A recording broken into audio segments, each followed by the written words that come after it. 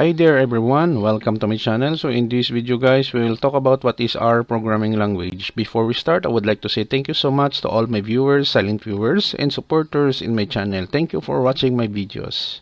If you are new with my channel and then you like this video, please hit the like button. Don't forget to share and please support my channel guys if you are new by clicking the subscribe button. So let's begin.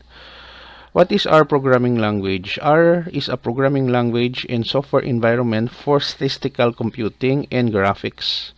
Microsoft R Open is a version of R that was created by Microsoft Corporation. Both R and Microsoft R Open are free and open source tools for data science and analytics. Okay guys, so this is the end of my report on what is R programming language is all about. Thank you so much for watching and listening to my video. If you like this video, please hit the like button. Don't forget to share and please support my channel guys by clicking the subscribe button. See you in the next video tutorial guys. This is your friend Jake saying bye bye for now.